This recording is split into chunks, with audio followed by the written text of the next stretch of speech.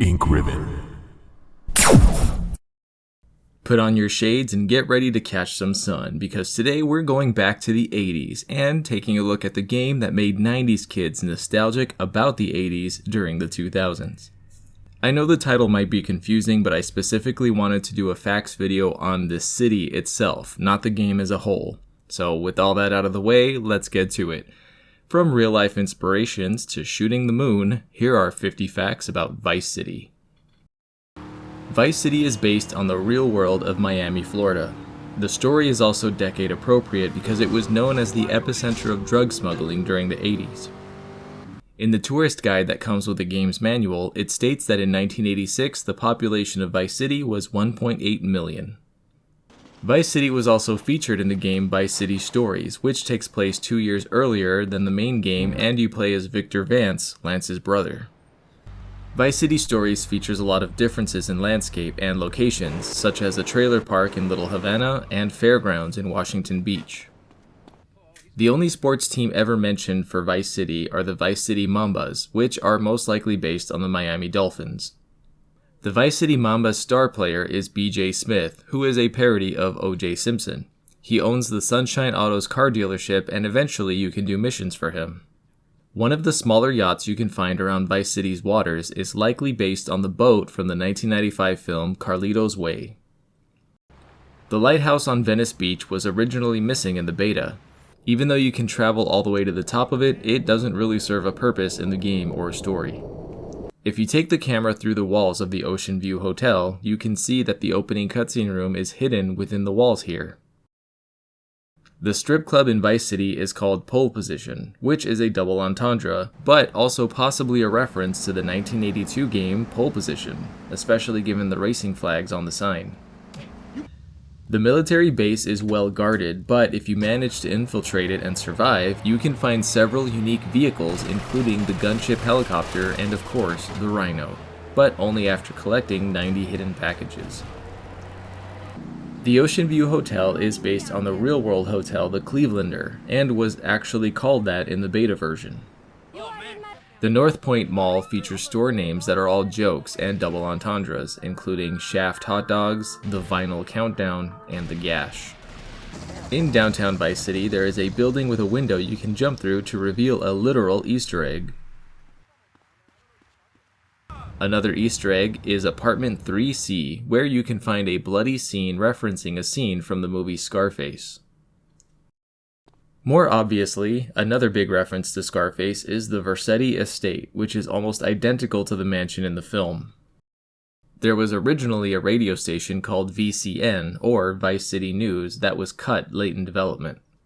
Across from the Pole Position Club is a sign that reads Air Guitars, $1.99.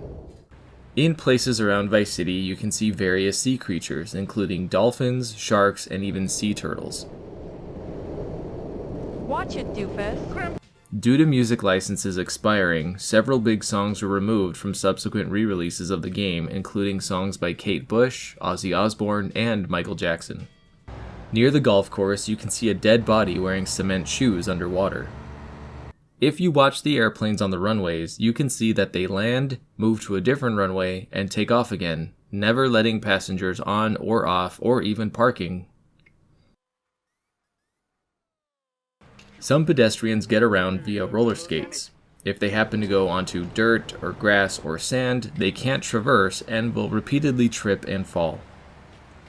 In the ammunition downtown, with a rocket launcher equipped, if you aim and turn around, you can see a photo of Ronald Reagan shooting Mikhail Gorbachev.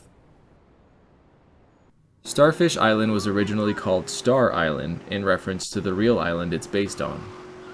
If you shoot the moon with a sniper rifle, it will change in size. There is only one F word in the entire game, and it can be read on a poster in Phil Cassidy's trailer. Originally, the police cars had a more silver and blue look, but were changed to green and white in the final version. In Vice City Stories, Phil Collins appears as a character and provides 3 missions as well as a concert. He is also the first celebrity to appear as himself in a GTA game. Auntie Paulette, the leader of the Haitians, is voiced by Miss Cleo, who was famous in the 90s for being the voice of a psychic hotline commercial that was on constantly. Come in, my dear, and rest your soul. You must be the big bad man my granddaddy been chatting about. Near North Point Mall, you can see a submarine off the coast. There are about 110 unique pedestrians in the game, and each have their own distinct voice lines and personalities. There's a mystery that's often discussed around a man dubbed the Suicide Worker. During the mission Phnom Penh 86, when flying under a bridge, you can spot a worker jumping off a bridge and then colliding with a helicopter. There's still no clear explanation as to why this happens. The final mission for the Malibu Club is most likely a reference to the 1995 film Heat, with not only the robbery outfits being strikingly similar, but the events of the mission mirroring the events of the film. There are a few locations in the game that you only get to see in mission cutscenes and cannot be entered otherwise, such as the Love Fist's recording studio, Auntie Paulette's house, and Ken's office. In Ocean Beach, there is a video game shop called Rockstar Video Games, being an obvious nod to Rockstar Games. Unlike other GTA games having a save icon based on a floppy disk, this game features a save icon based on a cassette tape. There are a total of 10 businesses you can acquire to generate money, with all of them costing a total of $400,000 to acquire, and they can generate a total daily maximum of about $50,000. The top of the Cherry Popper ice cream company has a resemblance to boobs. Many of the characters in the game are voiced by celebrities. These include Ray Liotta, Danny Trejo, Dennis Hopper, Jenna Jameson, Debbie Harry, and more. In the hotel room you start in, you can see a poster featuring Claude from GTA 3. You can own a total of 9 safe houses throughout Vice City.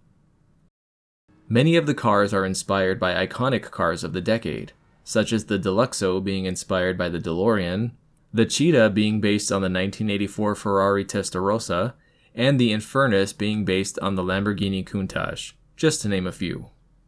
In the Malibu Club, you can see men in uniform on stage, which are an obvious nod to the Village People. There's a very big building in Vice Point, which is the Vankoff Hotel, which, if you have a dirty mind, you already know what that name is referencing, but it has a second dirty Easter egg in the form of a light pattern that appears from 11 p.m. to midnight. As you can see, it looks like a rocket. In the film studio area, you can see one stage depicting the moon landing, which is in reference to the famous conspiracy that the moon landing was faked. The name Vice City is a nod to the TV show Miami Vice, which was a huge influence on many 80s aesthetics present in the game, from the clothes and locations to the characters and the weapons. The hidden packages you find around the city are small sort of tiki statues. In the Miami Vice episode Milk Run, there was a drug smuggling ring that used tiki statues to hide drugs, which is likely the inspiration for the collectibles. Miami Vice was such a big influence that Philip Michael Thomas, who played Tubbs in the show, is actually the voice actor for Lance Vance. After the huge Rockstar leak happened, development footage showed that Grand Theft Auto 6 will take place once again in Vice City. And that's it for this video. I hope you guys enjoyed learning about the totally rad city that is the heart and soul of Vice City. And if you learned something new, then please throw that like button out of its car and drive away. If there are any other locations in video games you'd like to see a video like this on, let me know in the comments. For now, go have a great day, drink some water, and until next time, I'm Kai Morgan, and as always, thanks for watching Ink Ribbon. And a very special thank you to all of my Patreon supporters and YouTube members. Your extra support means the world to me and helps me keep making content for you guys.